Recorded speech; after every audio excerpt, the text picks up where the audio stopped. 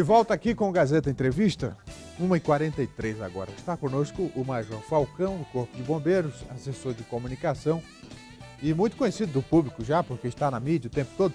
Agora, Major, o problema agora é a fumaça, né? A gente sai na rua, sai de casa, aquela fumaça aqui em Rio Branco, no interior do estado.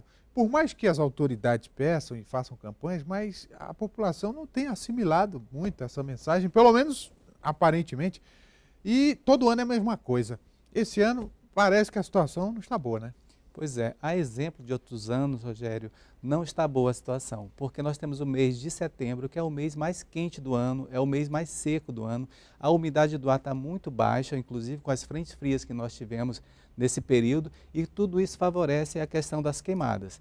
E a queimada é um prejuízo imensurável em todos os ângulos, em todos os focos, né? Nós temos a questão das altas temperaturas, nós temos a fumaça, que é uma poluição tóxica, né? São toneladas e toneladas de material tóxico, que são os gases colocados no meio ambiente que nós respiramos. Isso é um verdadeiro veneno.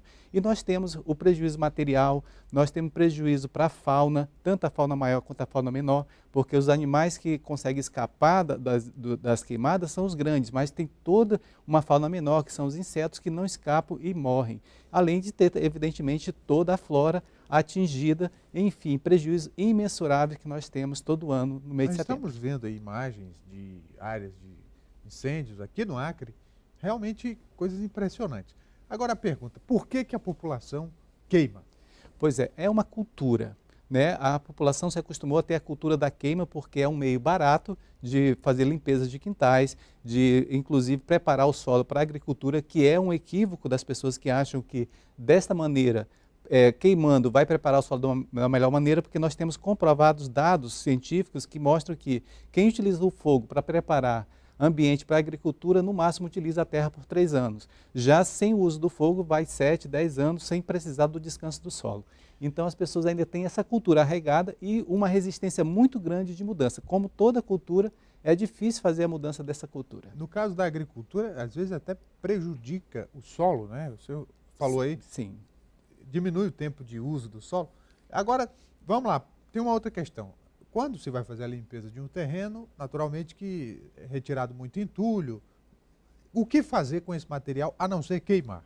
Pois é, tem outras formas. Por exemplo, tem um serviço público dentro da cidade que faz a retirada desses entulhos. Então a prefeitura tem o seu calendário que passa nos bairros recolhendo esse material. Ou a outra forma também, que às vezes é aquele entulho que não pode aguardar, tem os meios particulares. Evidentemente que nem todas as pessoas tem a condição financeira de fazer essa retirada particularmente. Porém, não é motivo nem razão para a pessoa queimar seus entulhos, porque queimando ele vai estar colocando em risco o seu patrimônio, a saúde de todos, dos animais, como nós já citamos aqui, causando inclusive riscos ao patrimônio alheio e, além do mais, cometendo crime, que é o crime ambiental da queima. Então, nada justifica a pessoa queimar.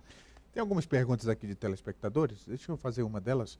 A pessoa pergunta: por que não intensifica a vistoria em algumas regiões, por exemplo, na Via Verde? Ela fala que na parte da tarde os proprietários de terras ali estão colocando fogo, prejudica inclusive os condutores, porque dificulta a visão. Esse trabalho de fiscalização, coronel, como é que é feito? Major, né? Já estou aumentando sua patente aqui. Agradeço. Hein, Major? Pois é, a fiscalização ela é feita pelos órgãos de controle e também os órgãos de fiscalização, que dentro do município tem a SEMEI, a Secretaria do Meio Ambiente, nós temos a questão do IMAC, que vê a questão rural também, do IBAMA, vários órgãos. O Corpo de Bombeiros em si, ele é o órgão resposta, é o órgão de combate que vai lá para minimizar esses danos. Evidentemente que nós temos reuniões semanais de planejamento, justamente para poder intensificar a fiscalização, e intensificamos nesse momento, porém, infelizmente, Rogério, e o telespectador que perguntou, nós não temos ainda o poder de estar onipresente ali em todas as áreas para poder flagrar. Além do mais, se chegar no local da queima e quem ateou fogo ali não está presente ou não tem uma pessoa para poder indicar, fica meio inócuo também o trabalho. Então, tudo isso prejudica a questão da fiscalização. Tem uma outra telespectadora aqui que questiona a resposta, o tempo-resposta. Ela fala que mora na Cidade do Povo e recentemente ligou para o Corpo de Bombeiros e não apareceu ninguém. Pois é, essa é uma questão também. Nós temos chamados simultâneos. Então, não entra uma chamada por vez. Nós temos 3 batalhões aqui na capital, né? Nós aumentamos nosso poder operacional. Porém, vale ressaltar que nós não temos apenas o trabalho de combater as queimadas. Nós temos mais de 240 naturezas de ocorrências diferentes. Então, além disso, nós temos que nos redobrar com o nosso efetivo para dar conta de todos. Infelizmente, às vezes entra de 10 a 15 incêndios simultaneamente. E aí é preciso fazer uma triagem para verificar aquele que oferece mais risco, que tem mais prioridade, para poder mandar nossas viaturas para esse local. 15 simultâneos? 15 Sim. focos de incêndio? E até mais. Até mais do que 15, dependendo do dia, principalmente nos finais de semana, nos feriados, que as pessoas estão de folga do trabalho, cometem esse tipo de dano. Além do mais, tem a questão do vandalismo também, que contribui muito para isso. Tem o incêndio proposital e tem aquele acidental. Então, quando o Corpo de Bombeiro não se faz presente no local do chamado, infelizmente, que pode ocorrer, como ela constatou, é justamente porque todas as viaturas estão empenhadas em diversos incêndios simultâneos naquele momento, que impede, muitas vezes, de atendermos todos. Então, tem esse prejuízo. Ô Major Falcão, existe combustão espontânea em mato queimado ou mato seco com temperatura alta? Existe. Existe a combustão espontânea. Porém, a combustão instantânea ela é apenas 1% de todos os incêndios. Porque às vezes você deixa um fundo de garrafa no local seco e a incidência do sol naquele local faz com que aqueça e acabe causando um incêndio espontâneo ou acidental, como nós falamos. No caso, um fundo de garrafa, ele atrai a temperatura, aumenta? Aumenta. Através da incidência do raio solar dentro de um vidro, ele aumenta essa temperatura de uma maneira que vai causar ignição espontânea. Isso ocorre. Porém, vamos ressaltar mais uma vez que é apenas 1% de todos os incêndios. 99% então, é ação humana. 99% é gente que vai lá e toca fogo. É gente que vai lá e coloca fogo, justamente porque utilizando do fogo faz a limpeza do hospital mais rápido, mais barato, sem ter a consciência das consequências que tudo isso traz. E vocês estão aí nessa luta até quando? Porque o verão ainda tem aí alguns meses, né? Nós estamos nessa luta até quando melhorar em relação às chuvas que está prevista para que comece a chover mais irregularmente aqui no nosso estado do Acre a partir do início de novembro. Então nós ainda temos, infelizmente, o restante de setembro e também o mês de outubro que ocasiona muitos chamados e isso é no estado todo.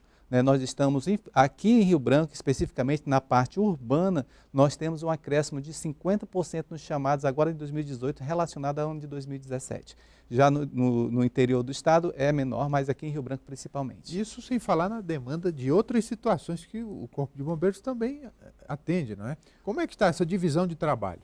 É justamente isso. Em cada batalhão que nós administramos, aqui na capital especificamente, mas no interior também, nós colocamos guarnições extras. Ou seja, a partir das 10 horas da manhã, quando a temperatura aumenta, fica mais propício ainda os incêndios. A partir daí nós colocamos mais guarnições para poder dividir isso. Então tem guarnições específicas para o combate a incêndio ambiental e outras guarnições para salvamento, incêndios prediais, que aumenta muito nessa época do ano também, salvamento de pessoas, busca de cadáver, retirada de animais, captura de animais, uma série de outros fatores que nós utilizamos esse pessoal e se desdobram.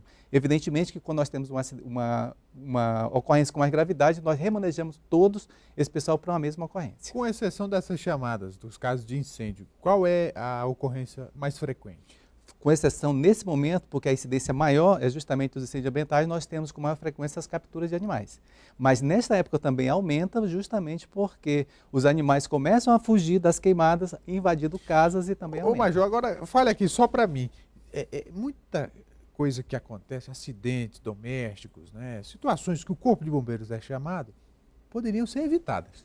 Claro. É imprudência, é descuido. É imprudência, descuido e autoconfiança. Muitas pessoas acham que o acidente não vai acontecer consigo, mas com o seu vizinho. Comigo isso não vai acontecer, que é o caso, por exemplo, dos afogamentos.